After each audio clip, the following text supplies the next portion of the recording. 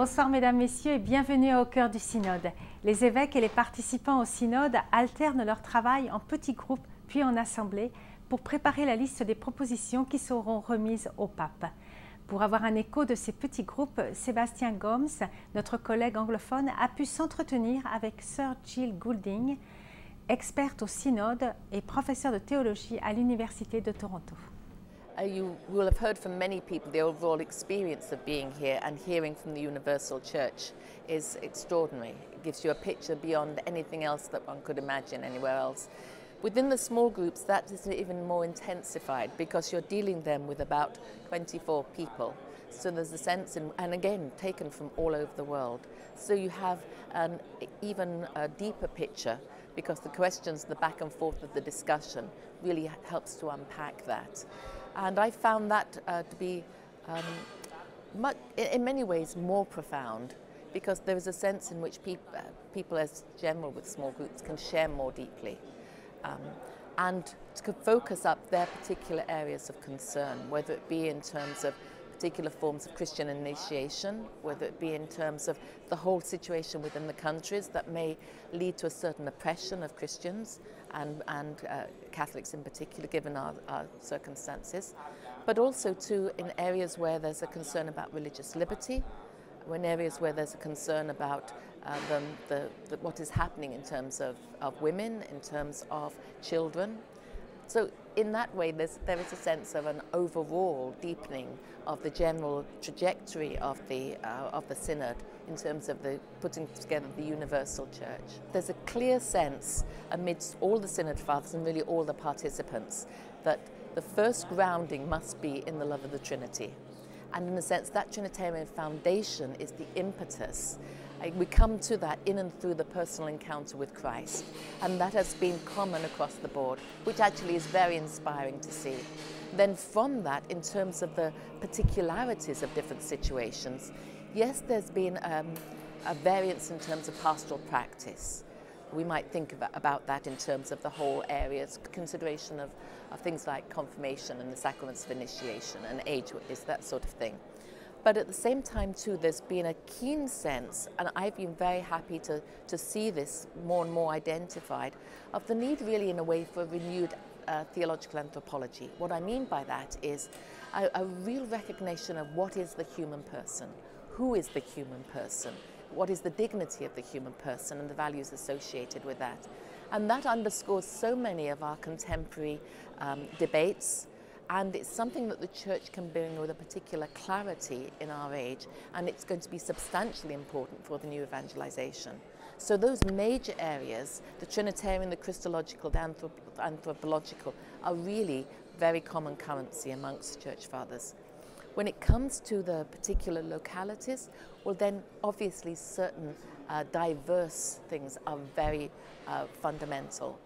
And it may be that people are in different positions of what their pastoral priorities are.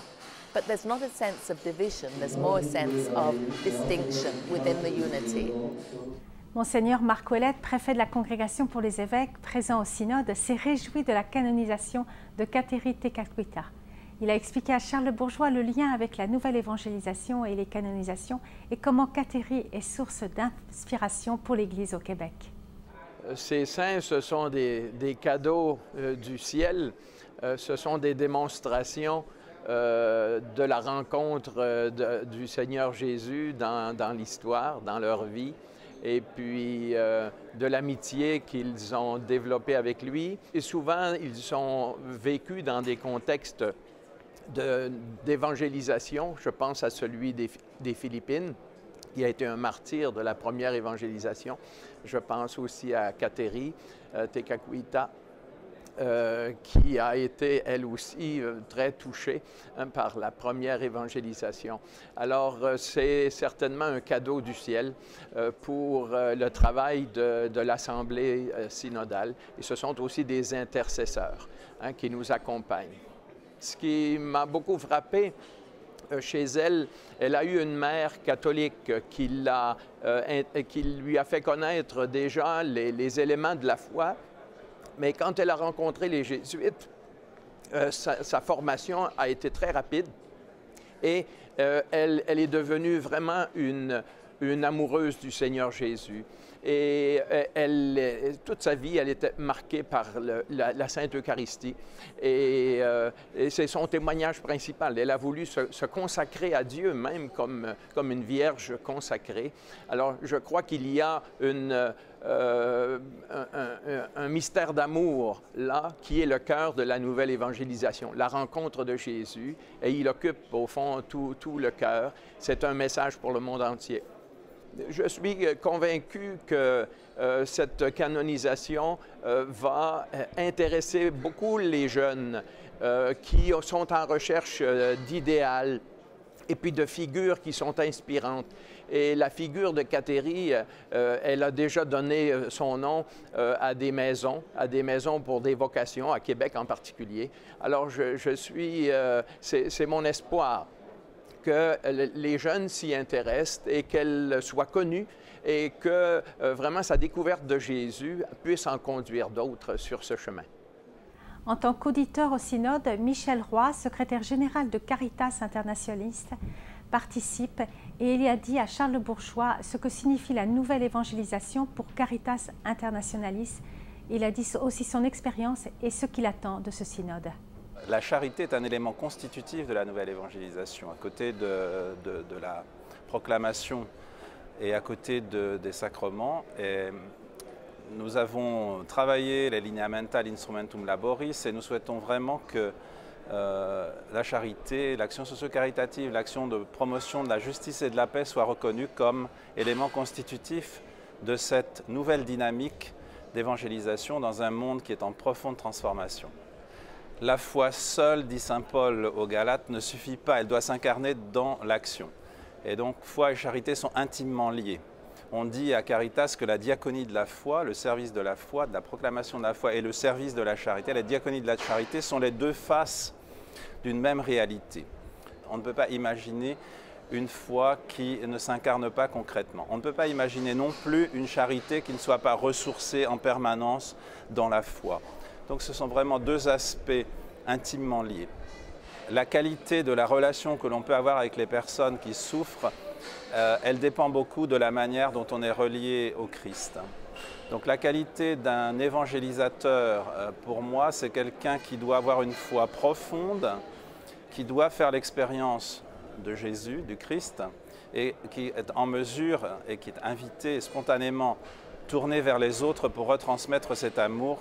Et pour ce qui nous concerne, dans des actions très concrètes qui visent à la promotion de la fraternité, à la reconstruction d'un tissu social qui est souvent abîmé par la violence, par les conflits. Ça commence par la famille, ça va dans la communauté, dans la société. Donc l'évangélisateur, c'est quelqu'un qui doit être incarné. De constater combien l'action organisée de la charité de l'Église permet à des personnes de se transformer. Ceux qui tombent dans la pauvreté, qui sont victimes de la pauvreté, en particulier dans les sociétés du Nord, cherchent les raisons pour lesquelles ils se retrouvent dans cette situation, cherchent un sens à leur vie. Et si on est attentif à cette dimension, et pas seulement à la réponse à leurs besoins matériels, mais aussi à leurs besoins spirituels, à leur recherche de sens pour leur vie, il se passe des choses merveilleuses. J'ai moi-même l'expérience d'accompagnement de personnes qui vivent dans la pauvreté à Lourdes et qui, au contact de la réalité de Lourdes, découvrant Bernadette, qui est née dans une famille très pauvre et qui a toujours vécu dans la pauvreté, dans la maladie, découvre l'amour de Dieu et qui rentre transformée de cette expérience. Donc il y a de multiples, je veux dire au quotidien, de multiples signes de l'action de Dieu dans la vie des personnes. Et c'est ça la force évangélisatrice, à mon avis, autant que la proclamation de la parole. Nous attendons de ce synode qu'il donne des encouragements et une reconnaissance des encouragements et des orientations pastorales pour tous ceux qui agissent dans Caritas. Nous avons commencé à travailler les propositions. Cette dimension-là est présente, mais insuffisamment à mon avis. Donc nous allons encore travailler pour essayer de faire en sorte qu'il y ait des orientations pastorales claires qui nous soient données. Et voici un écho de l'église de Bombay par l'intermédiaire de Monseigneur Oswald Gracias, archevêque de Bombay. Il explique à Sébastien Gomes l'importance de la nouvelle évangélisation pour l'église de Bombay. But Bombay, being a big city, mega city, it's affected by globalization, affected by the media affects everybody. So there is certainly materialism, it's become a consumerist society, the economy is climbing, so people are concerned about material things. There's a little lessening of a focus on the spiritual. But the Indian mentality is basically spiritual. What I mean is that the Hindus, the Muslims who are there, the Christians, those of all religions, basically God is part of the thinking of man over there. And now we've got to focus on that and get it back.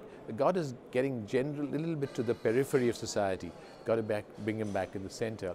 And the most important element we've got to make him in our decisions, in our moral decisions, in our life decisions.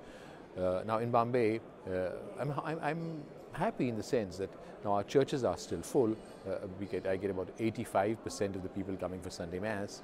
The youth are still interested in really the gospel, interested in working for the gospel, for the church. There's hope. Merci d'avoir été des nôtres. À vendredi, où nous vous ferons part des propositions finales du synode qui auront été votées, ainsi que de la liste des membres élus pour le conseil post-synodal.